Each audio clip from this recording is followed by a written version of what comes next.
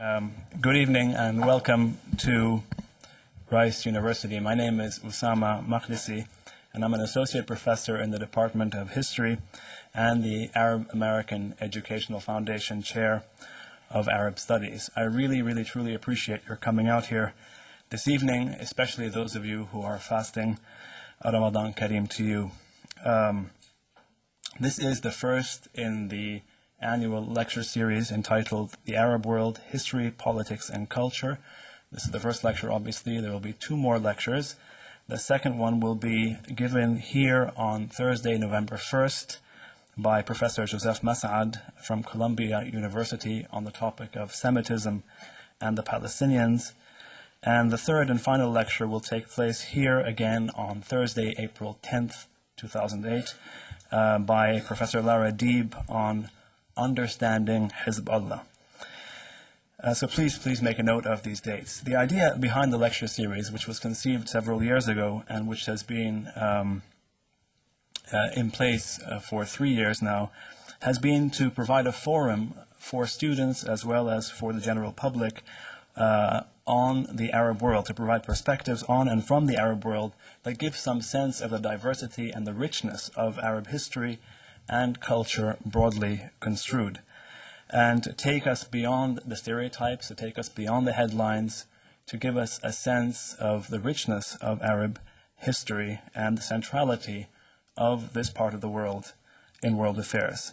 I would very much like to thank the sponsors of this event, the Department of History, the Boniak Center for the Advancement of Religious Tolerance, the Arab American Educational Foundation, and especially the James A. Baker III Institute for Public Policy, whose staff have been incredibly helpful in setting up this event, and whose director, Ambassador Edward Jeridian, is with us here tonight. Thank you. It's with pleasure that I turn now and introduce the speaker, Mr. Rami Khouri. Rami is an internationally syndicated columnist and book author. He comes to us from Lebanon, where he is the first director of the Issam Fares Institute for Public Policy and International Affairs at the American University of Beirut. He also serves as a non-resident senior fellow at the Kennedy School at Harvard University and the Dubai School of Government. He is the editor-at-large as well and the former executive editor of the Beirut-based Daily Star newspaper, the largest circulating English-language newspaper in the Arab world. And before his move to Beirut, he worked and was the editor-in-chief of the Jordan Times for 7 years. He teaches annually at the American University of Beirut, at the University of Chicago, at Northeastern University. He's been a fellow and a visiting scholar at Harvard University, Mount Holyoke College, Syracuse University, and Stanford University. He's a member of the Brookings Institute Task Force on U.S. relations with the Islamic world. He's also a fellow of the Palestinian Academic Society for the Study of International Affairs, which is based in Jerusalem. And he's a member of the Leadership Council of the Harvard University Divinity School. And he also serves on the board of the Center for Contemporary Arab Studies at Georgetown University. In a word, you can make out, with all these titles and positions and honors, Rami is among the best known, if not the best known, English language Arab journalist today. His sensible talk, his candor, have gained him an increasingly wide international following. He frequently appears on CNN. He can be heard on NPR.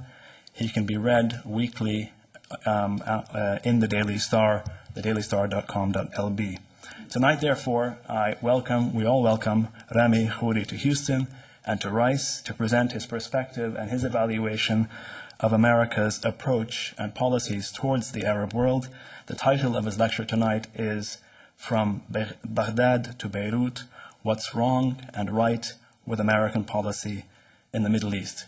Mr. Khouri will speak for roughly 40 minutes, and then he said a maximum 40 minutes, and then he will take questions directly from the audience. So please join me in welcoming Mr. Khouri, Rami, to Rice.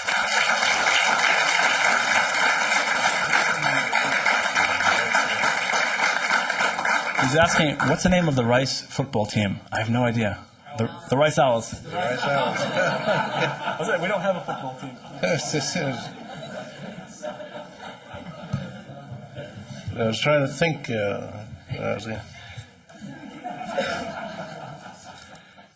Well, I should start by saying to our Muslim friends, Ramadan Kareem, to our Jewish friends, best wishes for the holidays, and for the rest of you out there, go Owls. That's why I wanted to know the name of the team. Thank you very much, Osama. Thank you to the Baker Institute and all the other sponsors for having me here. It's an honor and a pleasure. I've been wanting to come to Rice for many years, and even though this is a short visit, I'm delighted to be able to do this and to share with you some thoughts on the perspective on the situation in the Middle East, the American policy towards the Middle East, and the interaction between those two things. I entitled my talk From Baghdad to Beirut, What's Right and Wrong with American Policy in the Middle East, because you really need to take a broad regional sweep, an overview of the whole Middle East to understand any one of the areas that you may be looking at. And I think we're at a very significant historical moment of change in the region today. I'm not a historian, but I sense that from my readings, I sense that what is going on today is probably just as important in terms of long-term change as the period after World War I, when the modern Middle East was born. Like that period, most of the major forces of identity, of politics, of change, are all undergoing transformations throughout the Middle East, and they have been really since the end of the Cold War. There's a tendency in this country to see 9/11 as the real turning point of the contemporary Middle East. I think that's a mistaken analysis. I think the real turning point in the modern Middle East was the end of the Cold War, about 17, 18 years ago. 9/11, the global war on terror, the invasion of Iraq, these events accelerated and exacerbated already existing trends. They didn't really create any new trends other than possibly the growing role of Iran in the region, but that was already happening anyway. But the end of the Cold War around 1990 unleashed forces, opened up a system that had been tightly controlled and closed for about 40, 50 years because of the Cold War, because of the Arab-Israeli conflict, because of the oil boom impact. For various reasons, the Middle East for half a century didn't change that much. There were little wars here and there. There was some Arab nationalism. There were some other forces. But the fundamental structure of the Middle East, the Arab world in particular, didn't change very much. Perhaps the major event was the overthrow of the Shah in that period. But you had a period for about 50 years when you had a lot of state building and you had a lot of material development, but the fundamental configuration of this region didn't evolve. I think since 1990 there has been significant change, and what we need to do today as we look at the Middle East, whether we look at it from within or you're looking at it from this perspective, all of us are troubled by what we see. This is a very turbulent region. It's a very violent region. There's a lot of extremism. There's a lot of militarism. There are lots of armies, lots of occupations, lots of resistance, some fanaticism. There's a lot of really terrible things going on, as well as a lot of good things. The good things tend not to be reported. The fact that the vast majority of people are getting up and going to work and educating their kids and starting businesses and obeying the law. But the negative things are really very negative and very serious and getting worse. And I think the dominant point, the dominant issue as I see it is that the Middle East itself and the interaction between the Middle East and the United States is now the most significant nexus of tension and potential global conflict, or at least large-scale conflict in the whole world.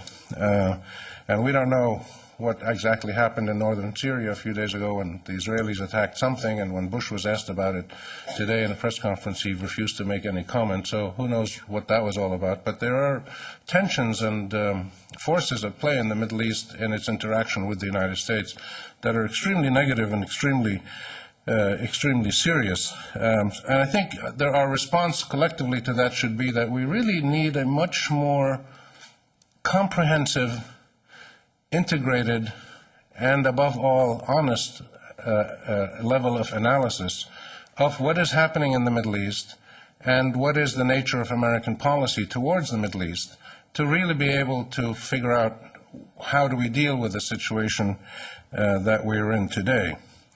The focus on the U.S. policy in this talk is because we're in the U.S., and I thought it was useful to give you, as most of you are, I assume, Americans, or you live in the United States, to give you a perspective on how the United States is seen from another part of the world. The government perspective here, the American government perspective, is quite well articulated. Israeli views predominate, or pro-Israeli views tend to predominate in the mass media and the public discourse. But views that are critical of the United States or Israel or even of Arab countries tend not to get a very significant airing in this country. So I thought it would be useful to give you a perspective from within the region and to ask a very simple question. What is going on in the Middle East? What is going on in the Arab world in particular, which is the area I'm talking about mostly, though what I'm saying applies a bit to Iran and Turkey and Israel and other places. But what is going on in the Arab world? What is it that ordinary people want? What is it that ordinary people feel? And if there is a dominant sentiment, if we, let's say, theoretically, we agree about the principle of the consent of the governed. If we think that the consent of the governed is a good principle, what is the dominant sentiment among people in the Arab world? What do the majority of ordinary Arab people want? What kind of rights do they have? Does it make sense to try to look at this region from the perspective of the majority of citizens in the Arab world, and then to say, what do the majority of Americans want? What is the consent of the governed in American foreign policy terms? And what are the rights of both of these people? What are the rights of Arabs? What are the rights of Americans? The right to live in security, the right not to be attacked, not to be invaded, not to be occupied, not to be taken hostage, not to be subjected to regime change, not to be subjected to terrorism. These are universal rights that all people have. And I think the imperative that we all need to address is, how do we look at the rights of the Arab people, the rights of the American people, and try to reconcile those two. If we can come up with a win-win situation, that would take us a long way towards trying to redress and change the current pattern of violence and turbulence and war and resistance and extremism that we experience. To do that, I want to give you my top 10 list of changes in the Arab world, or trends, current trends, things that I think you should be aware of and that you may not be picking up from your day-to-day media coverage or the public discourse here in the United States. And these points define, I think, as I see it, as somebody who's lived in the Arab world for all my adult life and I travel widely, these are the dominant trends that I think are new and significant and are defining and driving a lot of what's happening in the region. The first point I'd make is that this is a region that is now defined by multiple crises. And I said in the title, from Baghdad to Beirut. I could have also said to Casablanca and Jerusalem and Mecca and Khartoum. And this, if you go all over the region, this is a region that used to be defined by basically two conflicts, the Cold War and the Arab-Israeli conflicts. Everything else was, minor, or it was, if you had like the Yemen civil war, it was a proxy war that came out of the greater Cold War. But today, you have a region that is defined by at least 8 or 10 significant conflicts or tensions. Iraq, Palestine, Israel, Lebanon, the Syrian-Lebanese situation, the Iranian situation, Sudan, Somalia, weapons of mass destruction, proliferation of weapons of mass destruction, and others, Algeria's internal situation. These are each one of these is a major conflict. And when you put them all together, they become more significant because they are becoming linked together in two ways. One, at the operational level, it's obvious to anybody who just looks around that people in these different conflicts on both sides of the conflicts are cooperating together. So you get the American government helping various Arab governments and Arab forces that it wants to help, like the Senora government or Abu Mazen in Palestine or people in Somalia or people in Iraq. And so the American government is helping a whole range of people. And on the other side, people who are critical of the U.S. are working with each other, whether it's Hamas and Hezbollah and Iran and Syria and other people are all working together. So you have operational linkages now among all of these conflicts. More important than that, you have a linkage in the perception of ordinary people throughout the region. And that's important because when the United States goes to one country and says it wants to promote democracy, or goes to another country and says it wants to help implement a UN resolution or broker a peace, the immediate response that you get all over the region is, well, why should we take you seriously if you're talking about promoting democracy in this country, but you're letting a democratic election in Palestine, say, be negated because the United States and Israel and others are refusing to speak to the elected winner, which is Hamas. So there's an automatic linkage in the minds of ordinary people around the region between these different conflicts. And that's why this variety of conflicts is more significant than before. The second point is that violence, and sometimes brutal violence, is now not only a prevalent but an accepted means of political expression and engagement throughout the region. And, more troubling than that, violence is now practiced by the three principal actors who define the politics and the political violence of the Middle East. And those three principal parties are, first of all, the governments. Arab governments, the Israeli government, Turkish government, Iranian government, pick any government, and all of these governments routinely use violence in one way or another against their own people, against neighbors, it doesn't matter, but it's a routine means of their work. The second party are the people who oppose these governments in the Arab world or in the Middle East, whether it's mainstream political movements or militias or terror groups like bin Laden and others. They're using violence all over the region, in the region and outside. And the third party that's using violence all over the place is the foreign armies, mainly the American and the British armies now.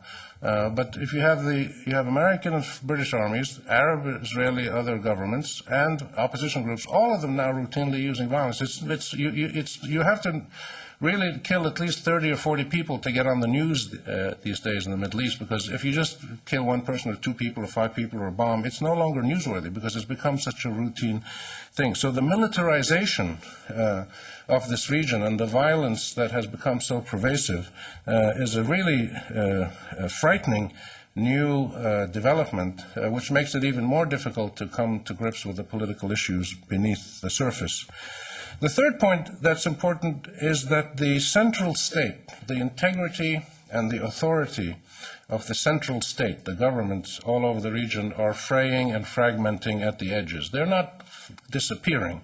They're still there, but they're becoming weaker in many cases as the main unit of analysis of many countries in the region becomes the sub-state ethnic and sectarian groups. So you open the paper today and you're mostly reading about Shiites and Sunnis and Maronites and Druze and Kurds and Armenians and Orthodox and Berbers and all these different subgroups that are engaged in either politics or sometimes in militia-based violence.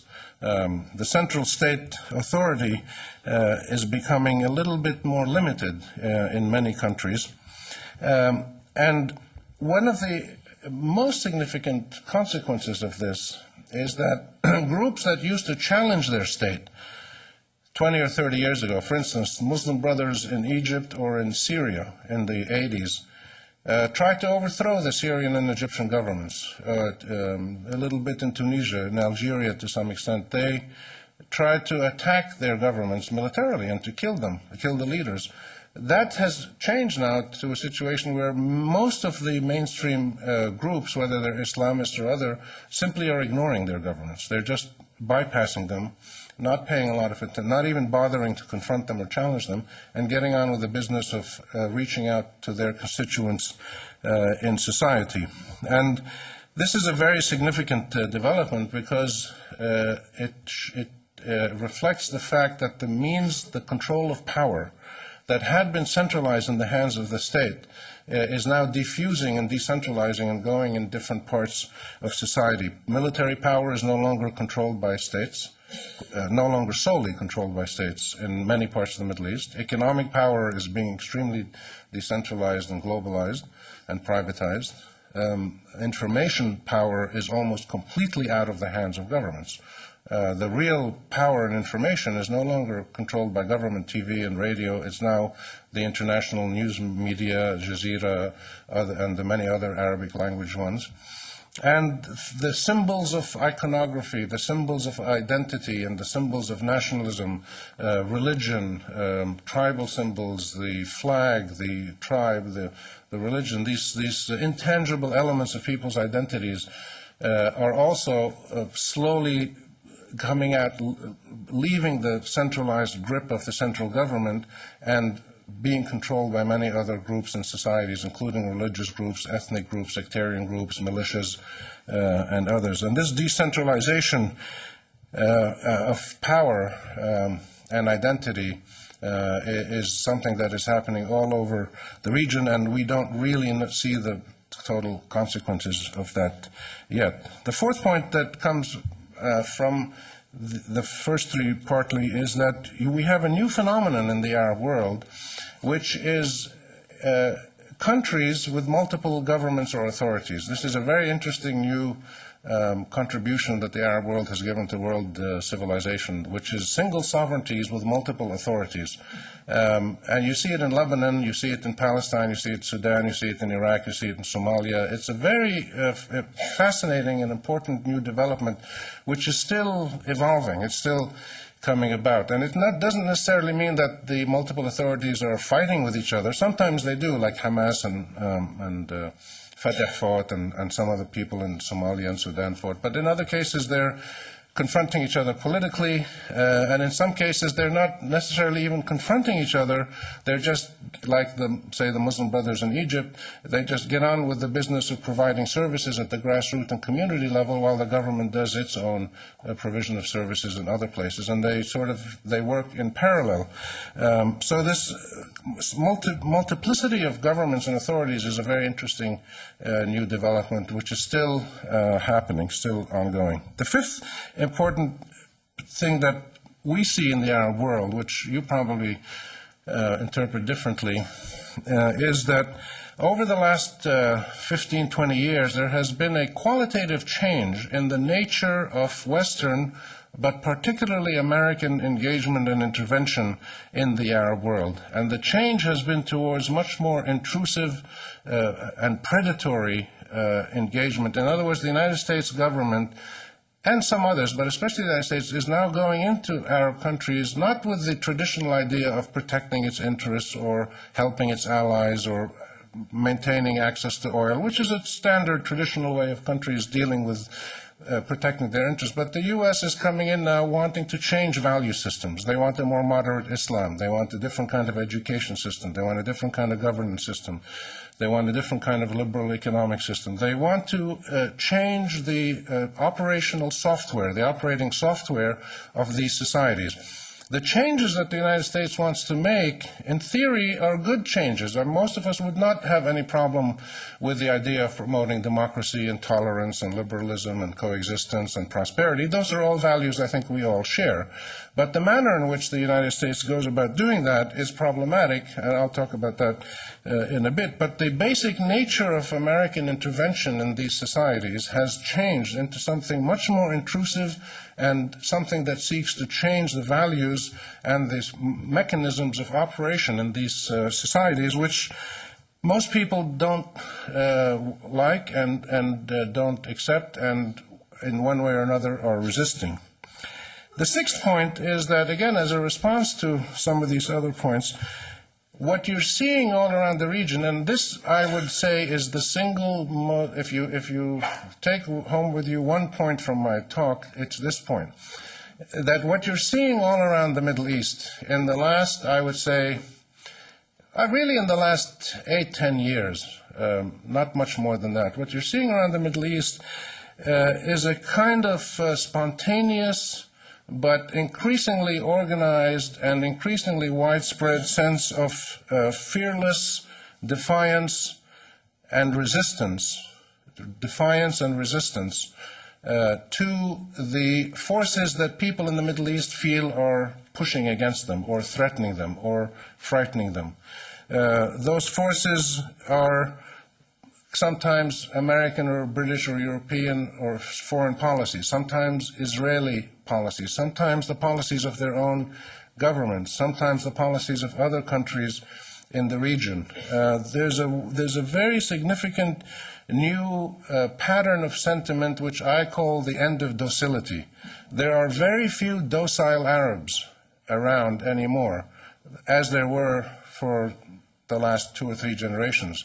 Docility has essentially come to an end in the Arab world. You don't see Arabs going to present petitions to the UN representative, and as they used to do 10 and 20 and 30 years ago. You don't see Arabs getting up on TV pleading with the West to please understand us. You don't see Arabs speaking out saying, please understand we have rights and practice a more fair policy towards the Arab world. You don't see that kind of docile, pleading, acquiescent attitude among people who are weak and don't know what to do about their weakness and their vulnerability.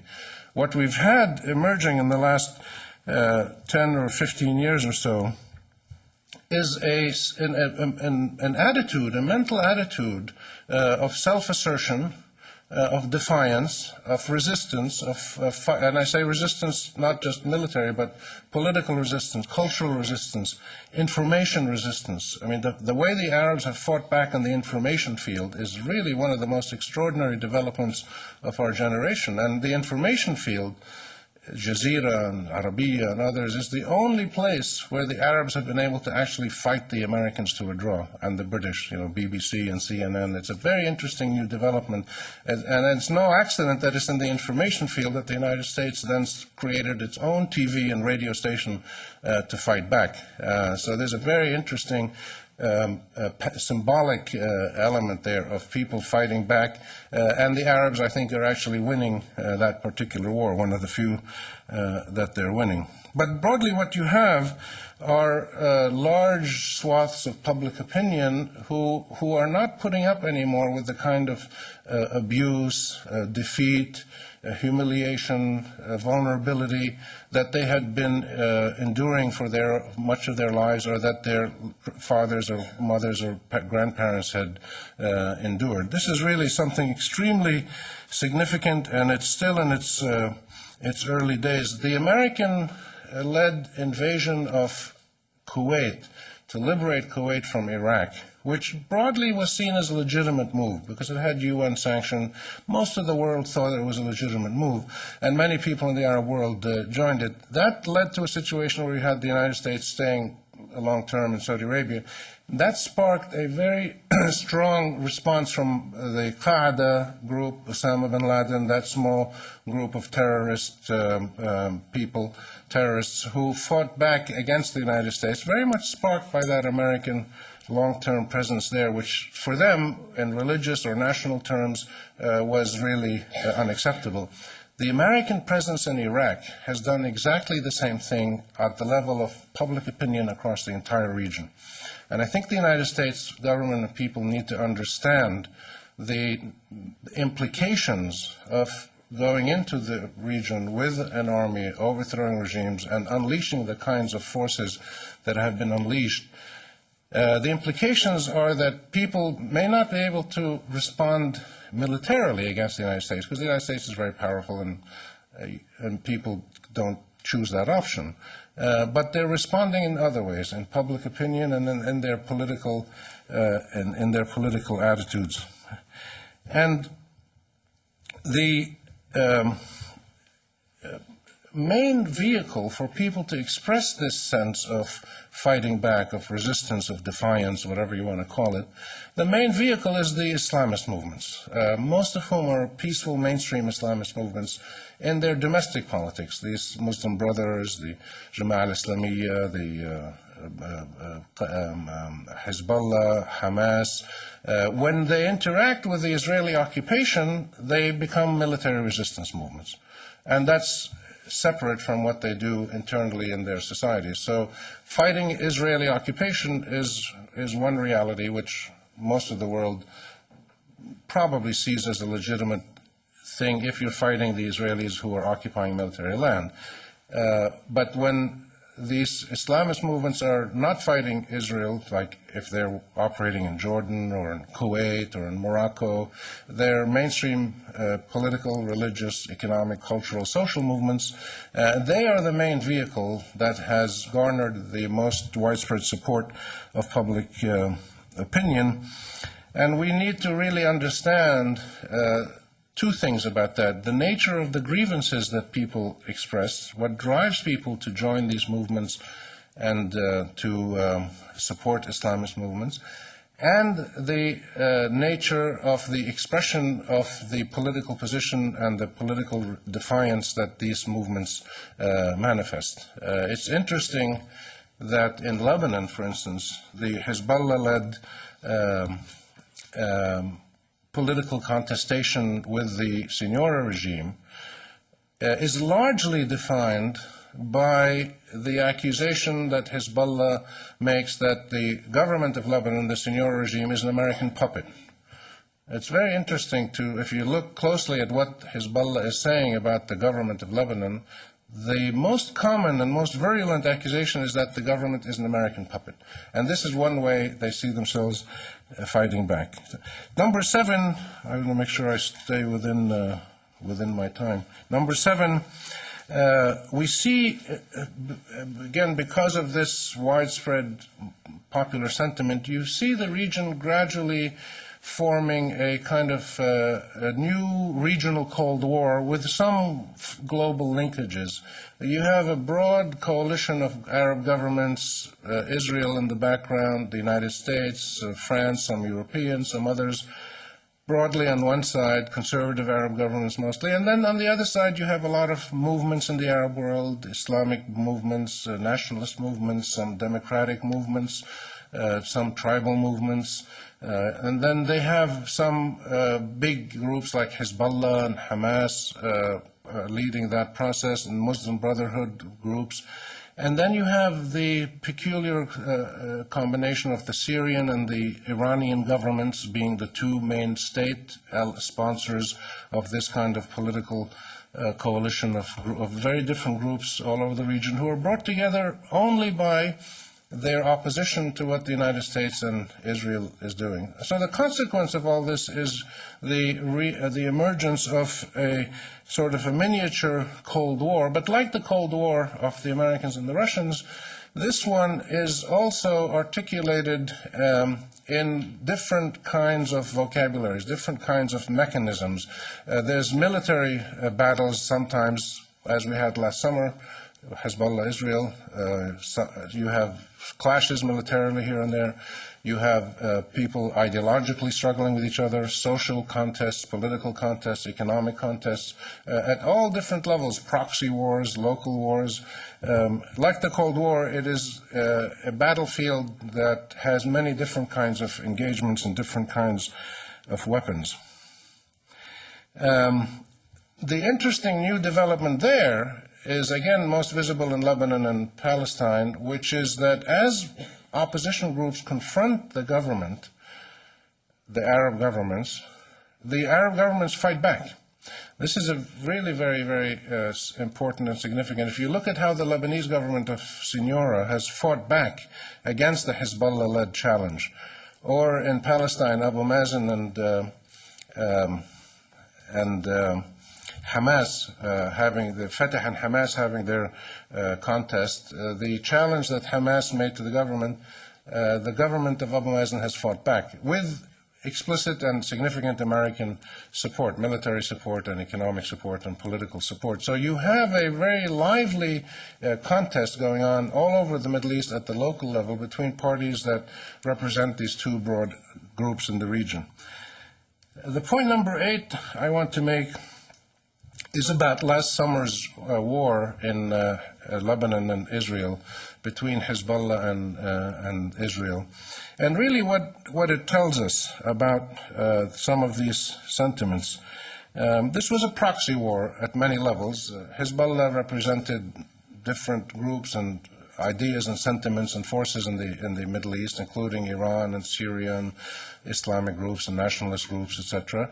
And Israel represented many sort of pro-American forces, and it was a proxy for many of the Arab governments that didn't like Hezbollah and wanted to beat up Hezbollah and to cut it down to size. But I think if you study the phenomenon of Hezbollah's ability to fight Israel, and I'm choosing my words carefully here, I'm not praising Hezbollah, but I'm trying to describe it, I'm trying to understand it. And I think this is something that you need to do much more in the United States, which is to really understand these different actors.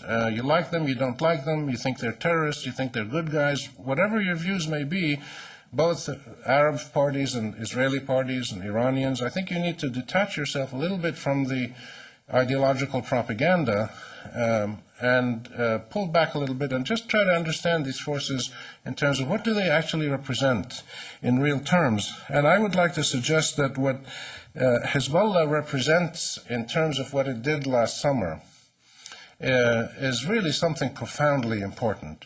And it is simply the fact that over time, if we leave the Arab-Israeli conflict unresolved, if we leave the Palestinian situation as it is, if we leave the inequities and the abuses and the suffering, particularly of the Palestinian people, but also of other people in the region, if we leave these things to go on, and it'll be 60 years next year, what's going to happen over time is that you're going to get more radical movements throughout the region, and you're going to get what you saw last summer, which is groups in the Arab world that have both the technical proficiency and the political will to fight Israel in a much more effective way than people have been able to fight Israel in the past.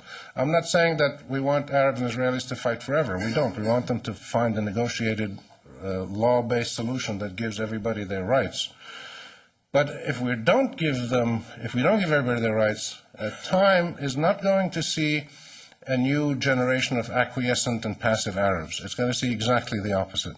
And just keep in mind that we've now had, with all the things that Israel has tried to do over the years with its occupation of the West Bank and Gaza and the Golan and Lebanon, and all the things it's tried to do to cement its occupation or protect itself with walls and fences and massive attacks and all the terrible things that now the latest thing today we hear that Israel is going to cut off water and gasoline, electricity and gasoline to Gaza. I mean, an incredible level of brutality and inhumanity, which the Israelis will defend on the basis of their security.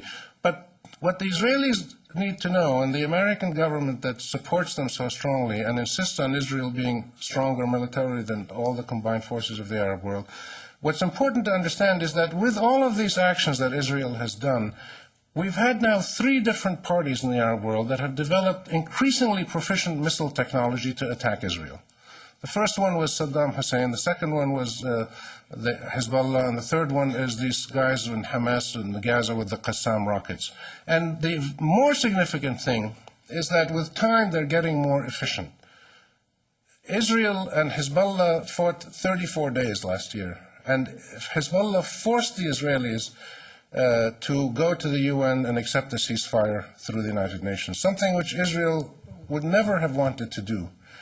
And twice it happened is Israel also had to accept a ceasefire with Hamas because of the Qassam rockets being fired in Gaza. And still Israel did not get back the soldiers that had been kidnapped. And again, I say this in a descriptive way. What this should tell us, any rational observer who looks at the situation will say that with time, people in the Arab world are going to find the means to fight Israel more ferociously if Israel continues its policies of not giving the Palestinians their right or not coexisting with all of the Arab states in peace. That's one of the significant things about last year's war in Lebanon. The second important point is, what does Hezbollah represent? I mentioned earlier that you were seeing the emergence of non-state actors, very powerful actors all over the region. Why is somebody like Hezbollah so strong? Why is somebody like Hamas? Why do the Muslim Brothers in Egypt get so much support?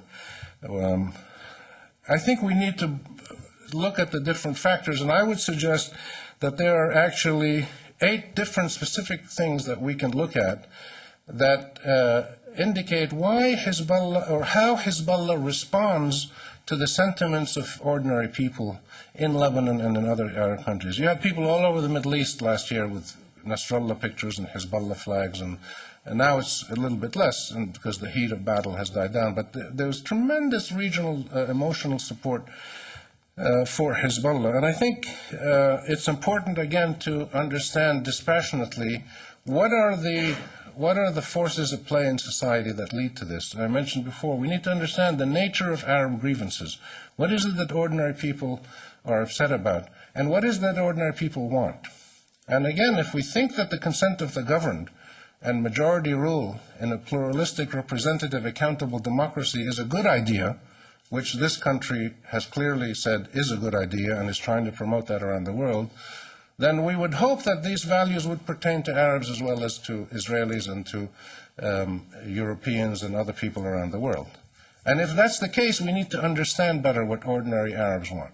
What is it that they are worried about? What is it that they aspire to? And we can see in Hezbollah's success the issues that, the factors that it responds to, the issues, the sentiments that it actually responds to. And I would mention 8 of them. Hezbollah is a representative of the wave of Islamist revival all over the Middle East, people turning to their religion for succor, for hope, for change, for feeling good about it, for various reasons. It's part of this regional Islamic revival. It is a main actor in the Shiite Lebanese reassertion movement and has been since the early 70s. Hezbollah only came into being in the 80s, but there's been a Shiite Lebanese revival reassertion movement, and this is a movement that the Shiites in Lebanon have been undergoing to stop their marginalization and discrimination. Third factor is that the resistance to Israel, the resistance to Israel's occupation. They fought the occupation. They got Israel out of most of South Lebanon. A couple of places Israel's still there, but that is a very significant reason. The fourth one is that Hezbollah's very strong support for the Palestinian cause, which resonates deeply with people all around the region. The fifth one is the rhetoric of pan-Arab sentiment. Pan-Arab sentiment is still very strong. It's still a reality. It's a vague, unarticulated, slightly ambiguous notion, but it's something that a lot of people feel, that there is something that the Arabs share in terms of their rights, of their identity, their history, whatever. And Hezbollah articulates this sentiment very powerfully. They blend together, if you read Nasrallah's speeches or interviews, they blend together Arab nationalism with pan-Islamic identity, with Shiite reassertion, with Israeli resistance, with supporting the Palestinians in a very, very powerful way. The sixth thing they do is they offer a model of non-corrupt, efficient government, which is a very powerful demand for people all over the Middle East. People want governments that are not corrupt, that do not abuse their power, that treat their citizens decently and equitably. And the last point, the 8th point, I would say, is their very efficient delivery of basic services, education, healthcare, vocational training, welfare payments, now reconstruction after the war, the fundamental delivery of practical services to ordinary citizens that people need. The fact that Hezbollah does these 8 things is what makes it popular.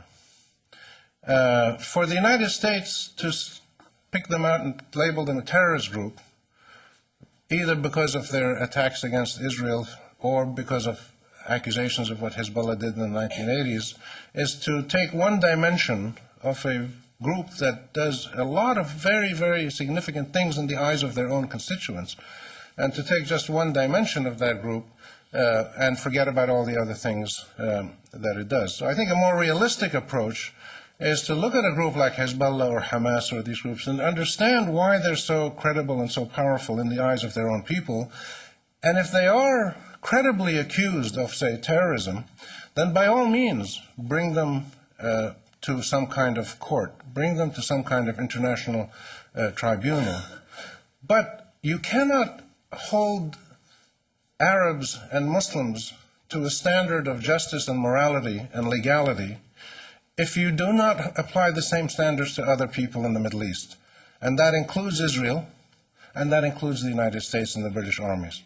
There is no way getting around the fact that in the cycle of violence and political expression that we have, with the Arabs and the Israelis and the Iranians and the Turks and the Americans all using violence all over the Middle East, you cannot anymore just pick out one party and say these guys are bad guys because they're using bombs or they're killing people and we have to put them on trial. The end of docility in the region and the willingness and capacity of people to fight back politically and in some cases militarily has brought us to this very new and very dangerous situation we're in, where these passions and sentiments on both sides could very easily explode into some kind of bigger conflagration, or even, God forbid, using weapons of mass destruction or nuclear weapons in the region. So the urgency of analyzing and understanding these issues is really very severe, more significant than it ever has been. But I would argue that the starting point is to actually do this kind of analysis. Look at these groups, understand who they are, what they're doing, why they're doing it. Point number 9 is that when you look at last year's war, there was some fascinating linkages across the region. I mentioned that the regional conflicts, all of them have to be seen together. What you're also seeing is a very peculiar and in some cases rather bizarre combination of people working together who had spent most of modern history fighting each other.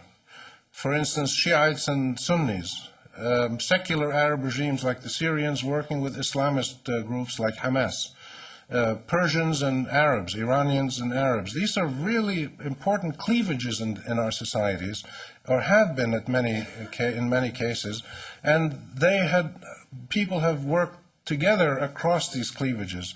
This should be a very powerful sign, again, of the changing nature of political sentiments, but not just political sentiments, political activism and the will of people to actually work together in a political and, if need be, some cases, in a military way. The consequences of this kind of cooperation across the region, I think, are also very significant, and I think we're seeing it with the transfer of technology among various groups. The reason I think the Qassam rockets in Gaza have proven so difficult for Israel to stop, and Israel hasn't been able to stop them, is clearly because these guys are getting technical aid from somewhere. I don't know where they're getting it from. Other people in the Middle East, people further afield, I don't know. But they're obviously more proficient at firing and hiding their rockets than they were 10 years ago. And the consequences of that, I think, are, again, significant for the whole region. Point number 10 is that the fact that the United States is pursuing a policy in the region with the Iraq war, with the very strong support for Israel rather than coming down even-handed on the Arab-Israeli issue, with the support of various regimes and governments in the Arab world who are fighting internal battles against their own foes, so in Lebanon, in Palestine, in Iraq, in Somalia, and other places. That kind of persistent American position is seen by most of the people in the region to be going against the grain of what the majority of ordinary people in the region want, and therefore is generating two very troubling results, troubling for the American government, but troubling for us in the region as well. The first one is the continually declining credibility of the United States. Condoleezza Rice is in the Middle East now, and she hardly gets a beep in terms of news coverage. She's simply not taken seriously anymore. In most of the Arab world, Arab governments talk to her, but the general sentiment in public opinion is that the United States is not a serious or credible or fair player in the region, and therefore has less impact, which is a troubling thing, because the United States is such a powerful country and should play a constructive role, as it did, say, in Northern Ireland. The second part of that is that the American approach then to try to promote democracy, which is a central pillar of this administration, has completely collapsed, and in fact has even brought about negative consequences, where local democratic activists in the Arab world who have been working for years and years for democracy and human rights are now being discredited because they're being associated with American attempts to promote democracy. So not only is America's democracy promotion program has fallen flat and is no longer credible, but it has started to discredit indigenous Arab Democrats who are trying to promote democracy. So let me finish by saying these points, I think, outline some of the major regional trends, or I tried to outline for you the new forces, the new elements at play here. When you look at the region as a whole, you see one other overriding factor, which to me is incredibly troubling and increasingly clear.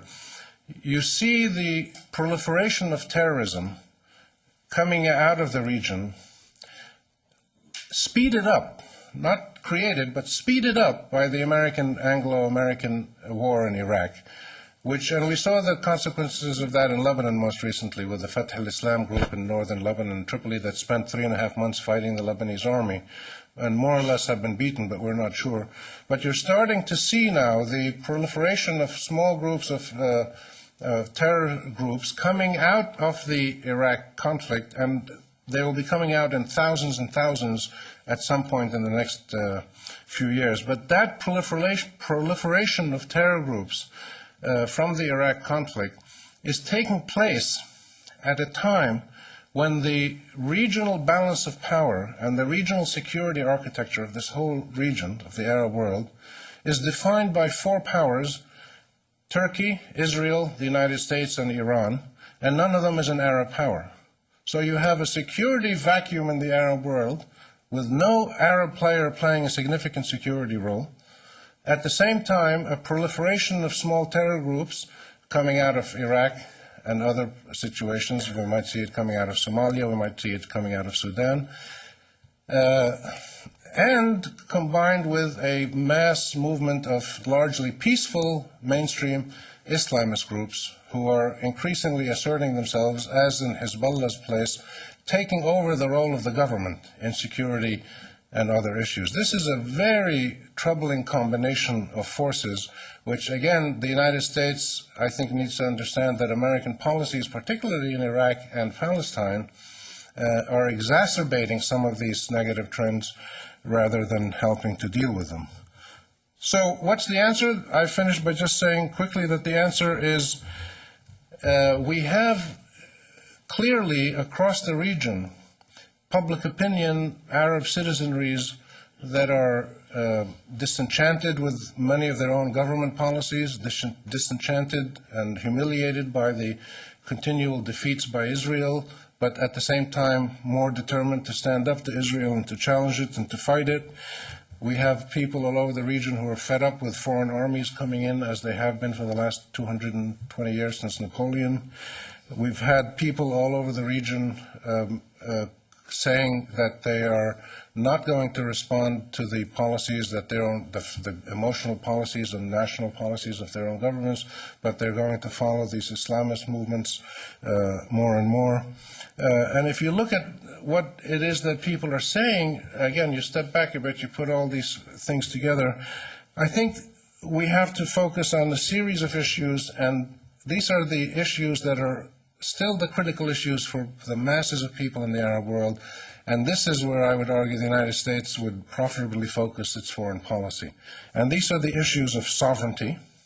The Arab world has to have true sovereignty. They need to be able to control their own destinies. In many Arab countries, they don't have real sovereignty invested in the hands of the people. They need to, the Arab people need to be able to manifest their identity, whether it's individual identity, group identity, national identity, or transnational, pan-Arab or Islamic or global capitalism, whatever transnational identity. But the four levels of identity, we need to allow ordinary people to express their identity more freely and more naturally. We need to affirm the fundamental importance of legitimacy. Many of the governments and ruling authorities in the Middle East do not have legitimacy that comes from the validation of their own people, either through a formal process of democratic elections or something else, or an informal process, as often happens in the Middle East. The basic concept of nationhood needs to be re-studied and reaffirmed. Many of the nations or states of the Arab world are being challenged by their own people in different ways. And finally, the issue of security and stability linked to material development, that there needs to be a far more decisive focus on the material well-being of ordinary people, which then leads to more stable societies, especially when combined with these other issues of identity, of sovereignty, and of legitimacy. The very troubling thing is that most of these issues are the same issues that these issues that my children are addressing in the Arab world today are the same issues that my grandparents were confronted with in 1920. That over the last century, there has been neither a capacity to address nor even a clear willingness to grapple with the fundamental issues that plague ordinary citizens and societies and governments all over the Arab world. We still don't know what are the rights of ordinary citizens and what are the limits of state power. We still don't know what is the balance between religiosity and secularism in most of the Arab world. We still don't know what is the real sentiment of ordinary people in terms of the relationship between Arabism and Zionism. Do they want to coexist, or do they want to fight to the end? We still don't have a clear idea of what the majority of ordinary Arab people feel about relations with the United States and England and France and Russia and Japan and other foreign powers. We don't really have a clear idea about the fundamental relationship between constitutional governance, republicanism, all the modern forms of governance, and the traditional forms of governance based in Sharia law or tribal values or whatever. These fundamental issues are still plaguing many people in the Arab world, and they're not getting the responses they need from their own governments, and they're certainly not getting the responses they need from foreign armies coming at them. And these, I think, raise significant issues for the United States in particular. If the United States wants to go into the Middle East, promote democracy, promote freedom, promote stability, promote prosperity, which is a good thing to do, it can only do so by really looking at these issues on the ground and finding those mechanisms to connect with these values and these sentiments in a way that ultimately will be mutually beneficial to Americans and to Arabs, and by extension to Israelis and Turks and Iranians and everybody else in the region. Thank you very much.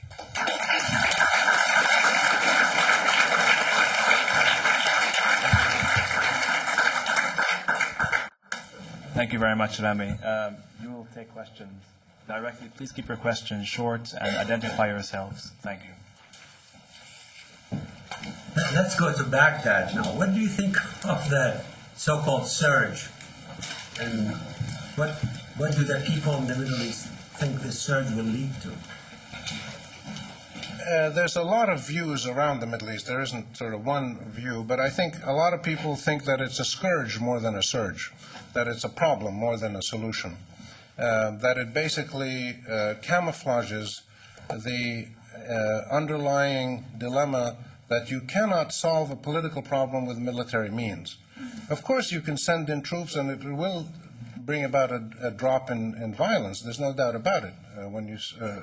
But that has never been, no one has ever been able to do that in a sustained manner. And I think the majority sentiment, I think, around the region, and certainly in Iraq, we know from polling now, is that the American military presence is a long-term problem more than a long-term solution.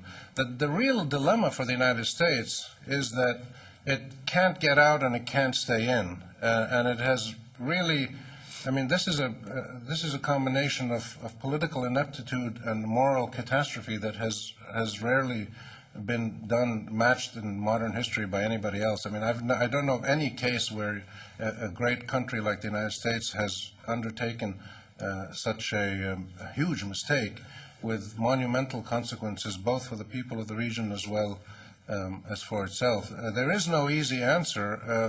I think my sense is that what the United States should do is announce that it is starting a withdrawal that will end up with a complete withdrawal, and not necessarily say if it's going to take 6 months or 12 months, but basically say we're starting withdrawal and the U.S. will be getting out, hoping that it will push the Iraqis to come to some kind of agreement on the political issues that they have to agree on. My sense is that the Iraqis will do that, but there's a chance that they won't. There is a risk that Iraq will actually fall apart as a country. That's a real risk. And it's a risk that I don't see how we can avoid it, because I think the consequences of the U.S. staying long-term are probably more problematic than the U.S. starting a phased but consistent withdrawal.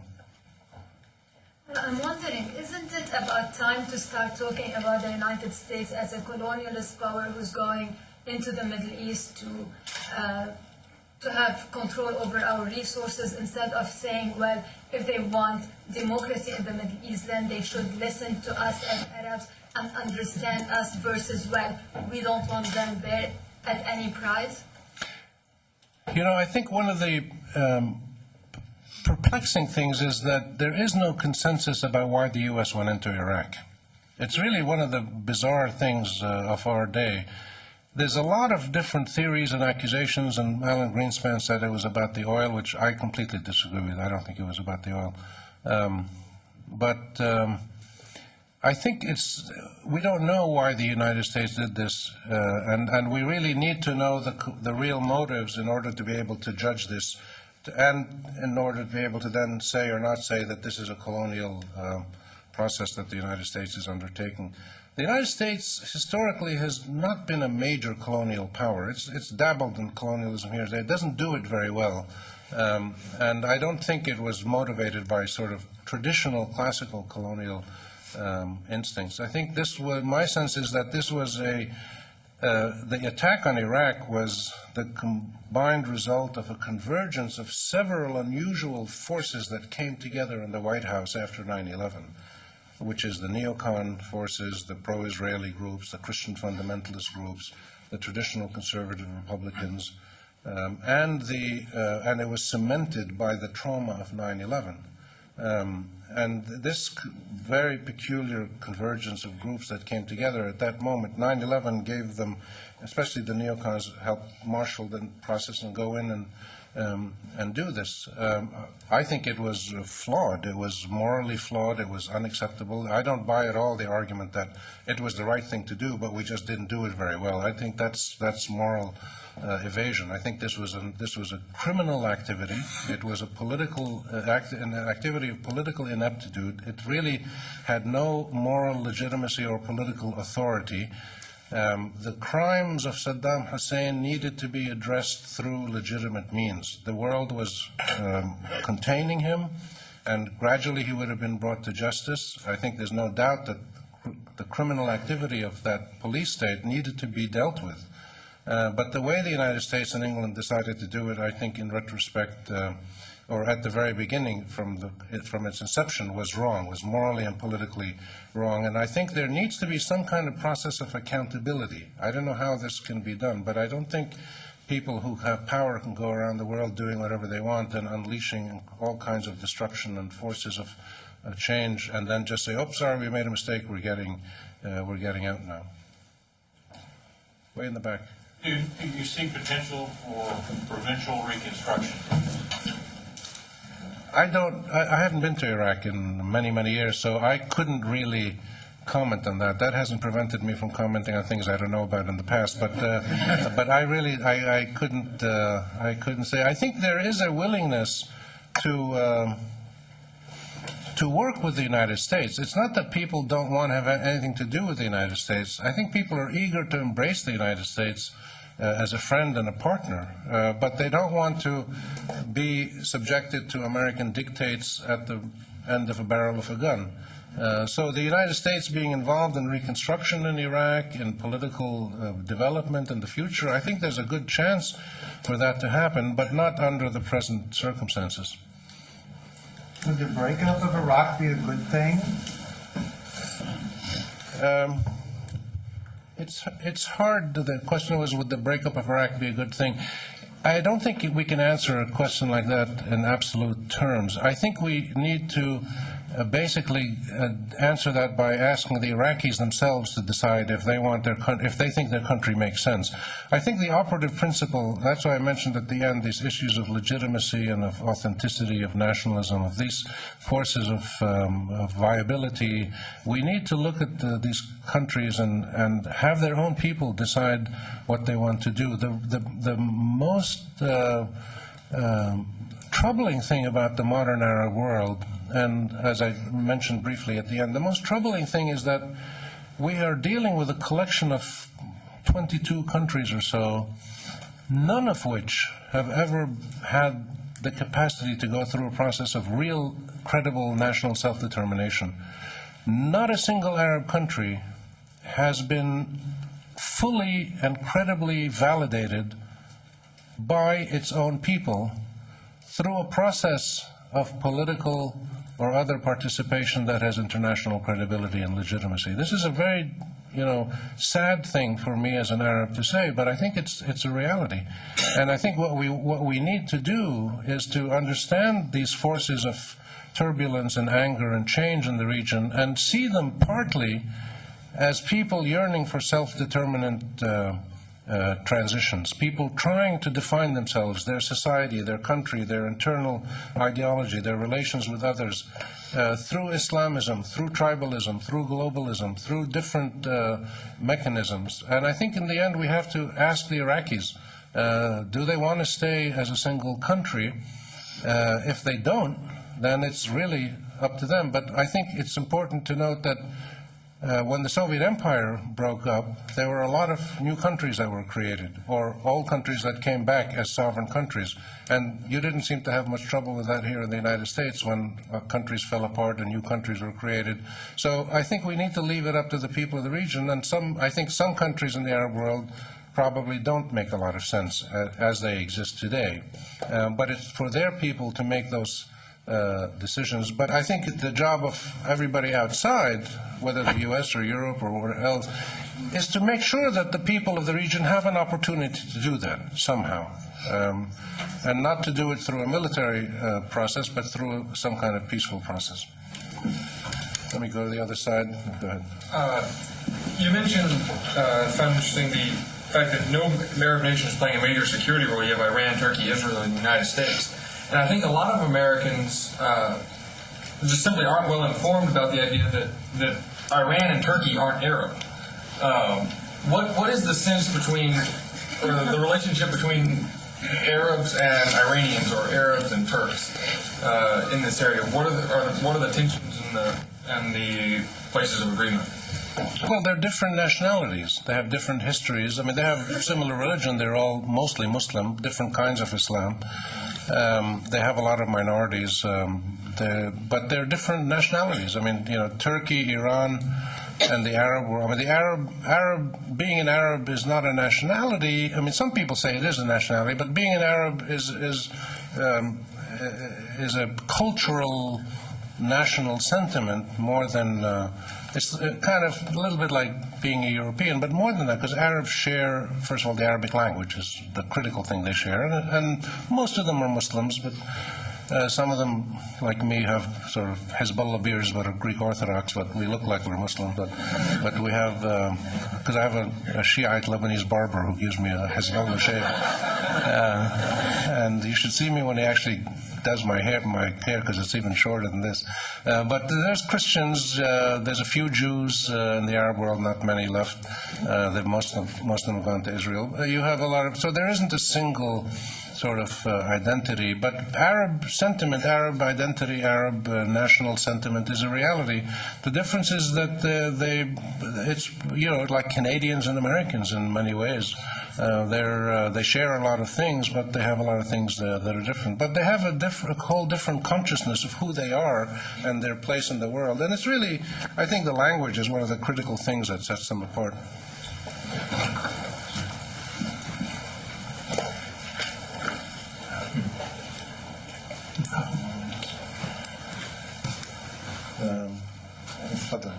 How do you suggest that Israel go about creating a viable Palestinian state?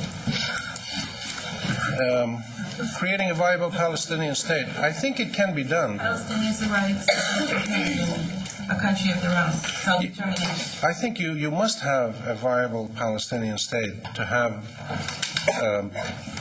first of all, Arab-Israeli peace, obviously, but I think it will be the single most important contributor to trying to address some of these other tensions in the region.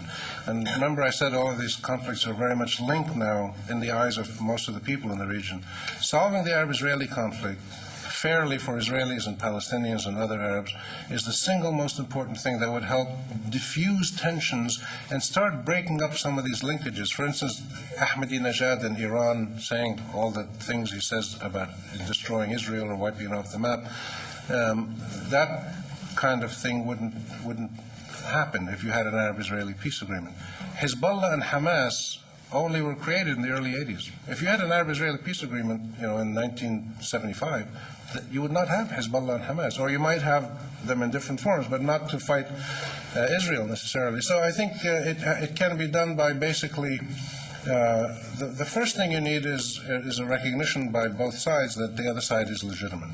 The Arabs have made a clear expression to Israel that they're prepared to live with it and coexist with it, with the Arab peace plan. That has been presented in 2002 and has been repeated 3 or 4 times since. Every single Arab country has signed up to it.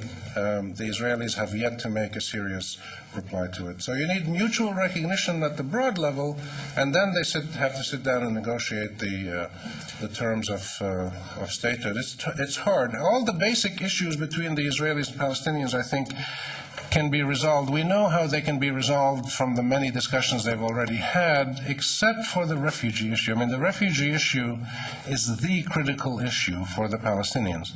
And it needs serious work. The Israelis need to much more seriously come to grips, admit that there is a refugee Palestinian problem that came out of the creation of the State of Israel, that it wasn't just an accidental consequence of war, that the Israelis need to acknowledge their role in the disenfranchisement, exile, and dispersal of the Palestinians. There were 750,000 Palestinian refugees in 1948. There are now about 4.5 million.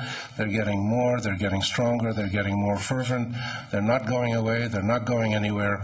And they're just as committed to having their Palestinian state and their rights as the Jews were to come back and to create a state and what they saw as their ancestral land in Palestine. So the reality is that has to be accepted on both sides, and the technical issues have to be negotiated. I think it can be done, and the majorities, by the way, in Palestine and Israel in public opinion polls clearly accept a compromise solution.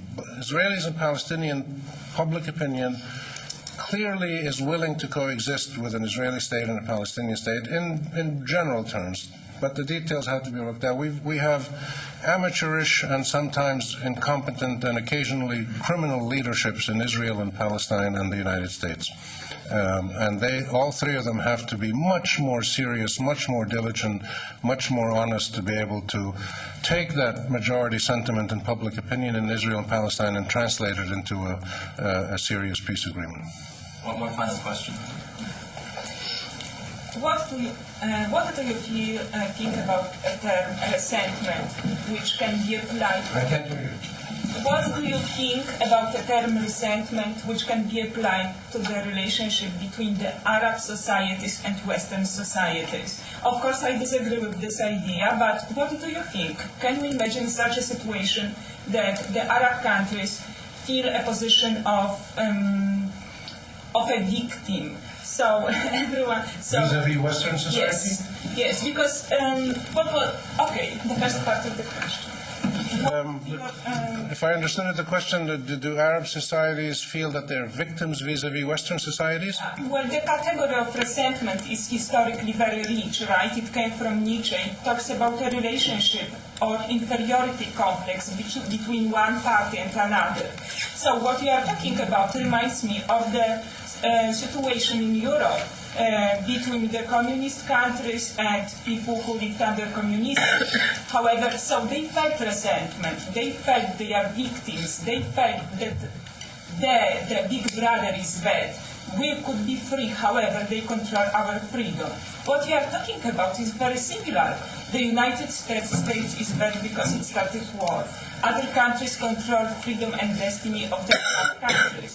So therefore my question is, what kind of place, if possible to say, What kind of function, place does resentment play in mentality of Arab people? Do they perceive like that? Resentment is a very sort of ambiguous, nebulous notion. I think there is some resentment, but it's really more than resentment. The Arabs, Arab people are reacting, and not just Arab people, Iranians and Turks. And look at the change in Turkey's public opinion in Turkey has changed to perceptions of the United States, where a few years ago 55% of Turks looked at the United States with great admiration.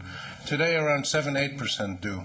So people are, and this is Turkey, not the Arab world, so people react to real things in the world. They're not reacting to sort of just vague ideas.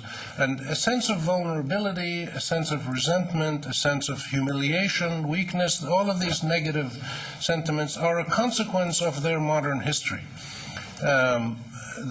What's amazing, and I think incredibly important, is the fact that the vast majority of Arabs have not reacted to their modern predicament and their dilemma of occupation, of foreign armies, of subjugation, of the abuse of power, of corrupt governments, of all the terrible things that they've suffered and that they feel, that they've reacted to them by rejecting Osama bin Laden and that kind of terrorist philosophy, and continuing to push for some kind of orderly, moral and legal-based change in their societies and in their relationship with Israel and the West.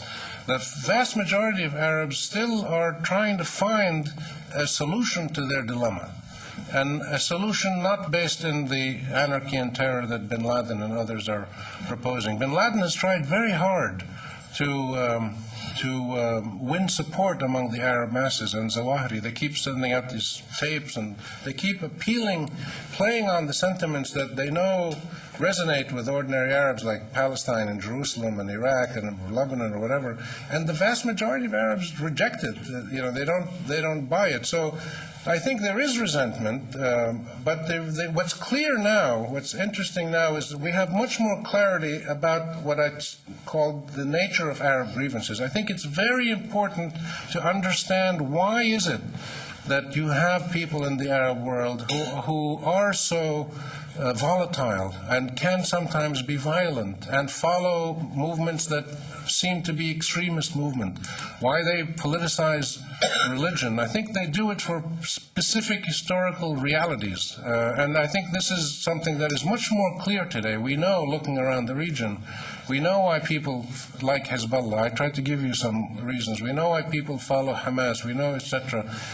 It's important to grasp those realities. And some of the reasons that Arab people might give, you might disagree with. But then the important thing is to sit down and talk about them. Sit down with people in the Arab world or Iran and talk about them. And this is like you did in Northern Ireland. What the U.S. did in Northern Ireland was quite spectacular, and in the best tradition of American peacemaking. So I think we need to keep probing into these sentiments and to try to understand them and fix the problem rather than just deal with them in a racist or romantic or general way, saying that, well, these people are like that, they've always been violent, their religion's like that, they hate Americans, they hate freedom. So again, to summarize, the question isn't, I think they ask is not why do they hate us, as people were asking in this country after 9/11. The question to ask is what are the grievances, what's bothering people in the Middle East, and why are they acting in the politically volatile and assertive way that they are acting, and then I think we have a better basis for perhaps reconnecting and finding some new way to move forward in a win-win situation where Arab rights, Israeli rights, Turks, Iranians, Americans, Europeans, there's no reason why we should be fighting as we are. So I'm hopefully some of these thoughts will give you things to think about and we can make the world a better place. Thank you again.